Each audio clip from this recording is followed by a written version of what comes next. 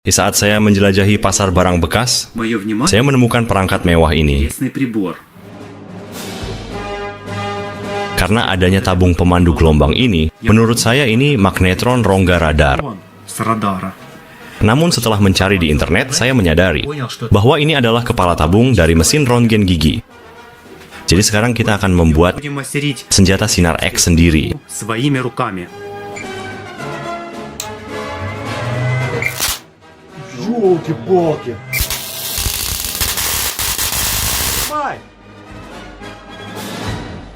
Lakukan beberapa percobaan dengan sinar mematikan ini.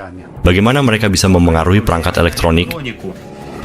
Bisakah senjata sinar X menghapus memori dari kartu flash? Apakah sinar X berbahaya bagi tetangga kita? Akhirnya kita akan uji sendiri.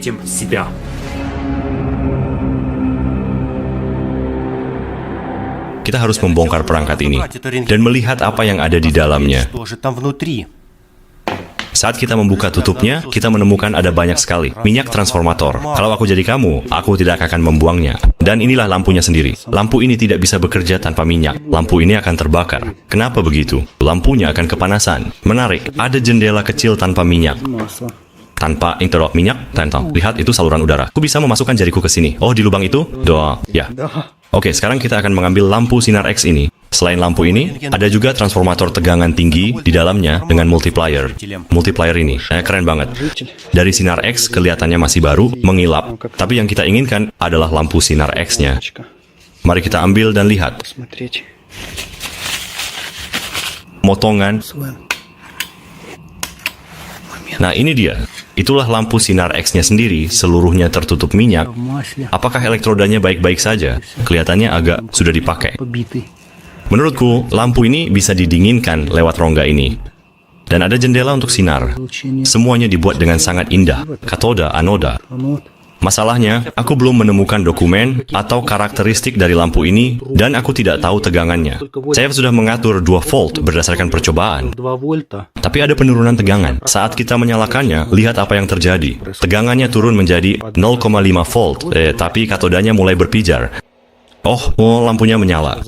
Sekarang 0,6 volt. Bayangkan kalau kita pakai tegangan yang salah. Aku bisa membakarnya. Dan kalau aku kasih 3 atau 6 volt, terbakar.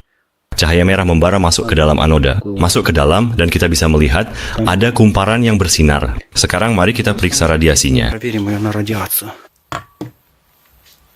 Seperti yang Anda lihat, sama sekali tidak ada radiasi. Hanya 11 mikrorentgen per jam. Oh, dan itu waktu normal. Jadi lampu ini tidak radioaktif. Kepala tabung sinar X Kodak TRX-7 diproduksi di Prancis. Sekarang saatnya mulai membuat senjata sinar X.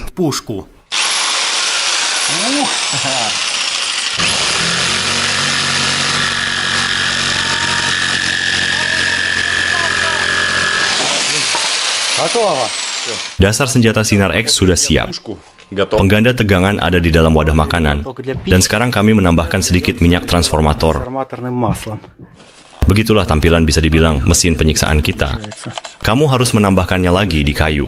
Ini tidak menempel dengan baik. Tolong perlahan padaku. Aku pertama kali melakukannya. Oh, dioleskan. Oh, katanya begitu.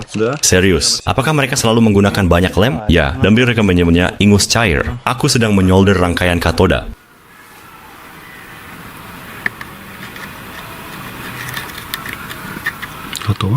Teman-teman, mesin sinar X sudah siap. Kami sudah memasang semua yang diperlukan di papan.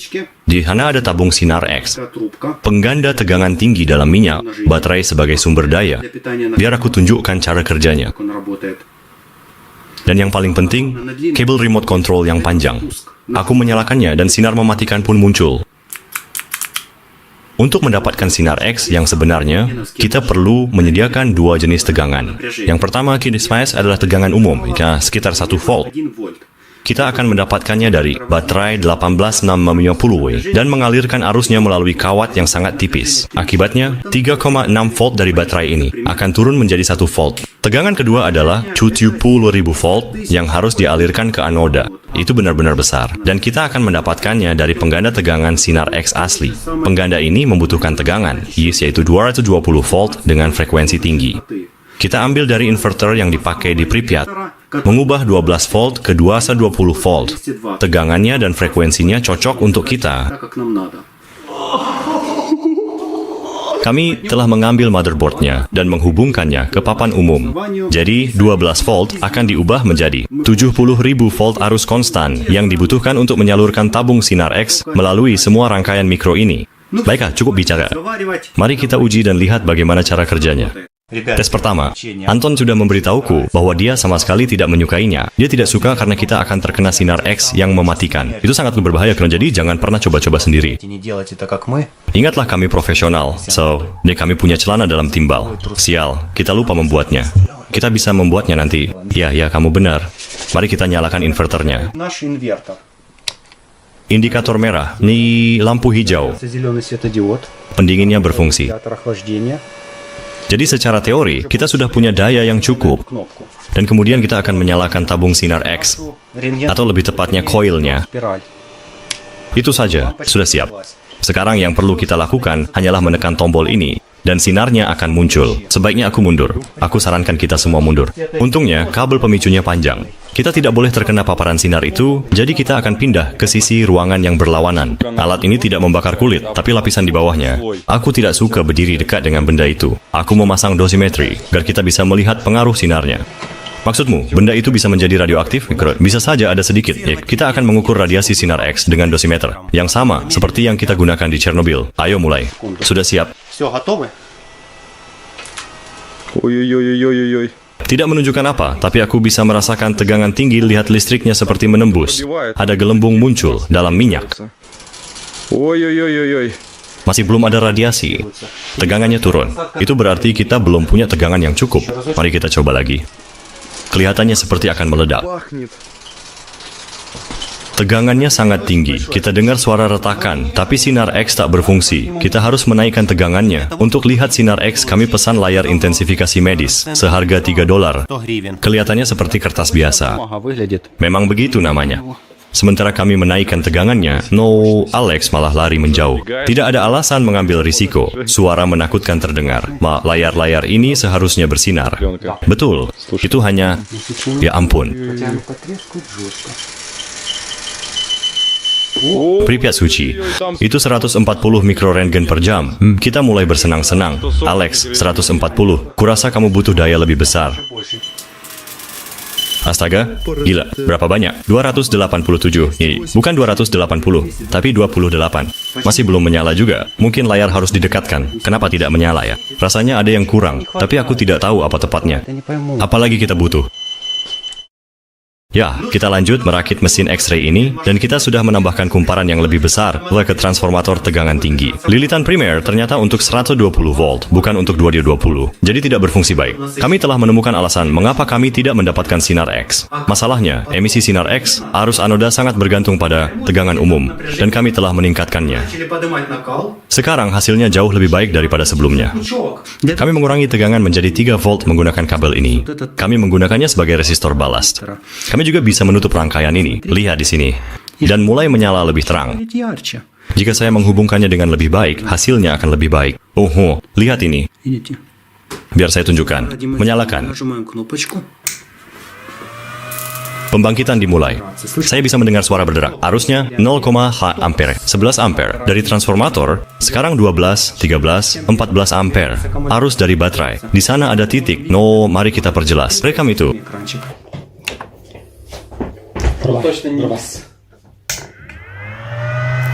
Ada beberapa. Serius?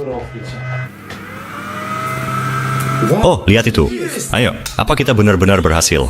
Akhirnya kita mendapatkan titik bercahaya di layar intensifikasi ini.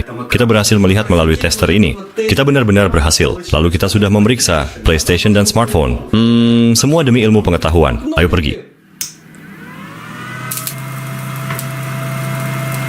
Terang, kata si tukang listrik.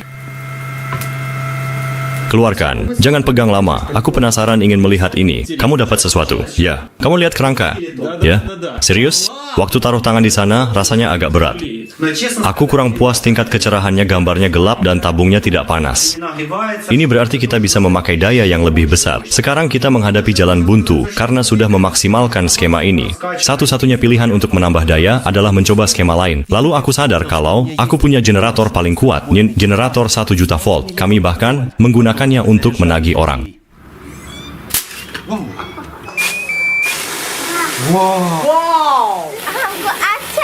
Dari tegangan ini, layar penguat akan bersinar terang seperti berlian. Serius, bagaimana dengan radiasinya? Ayo kita ukur. Oh, oke. Mari kita lihat. Ada apa? Latar belakangnya 6. 2, jadi 1 lebih buruk. Bagaimanapun, tanganmu tidak terkontaminasi. Ayo, ini bakal lucu. Baiklah. Nyalakan dayanya. Ini berderak. Kamu dengar tidak? Lihat sini. Astaga. Ayo pergi dari sini. Aku berada di dalam sinar. Di sini aku akan aman. Baiklah teman-teman, kita punya dosimeter yang lebih baik. Mari kita letakkan Bella. Oh, dan ambil radio scan-nya. Ini 9.000. Astaga, mari kita menjauh. Sulribe, matikan. Aku lupa melepas filter timahnya.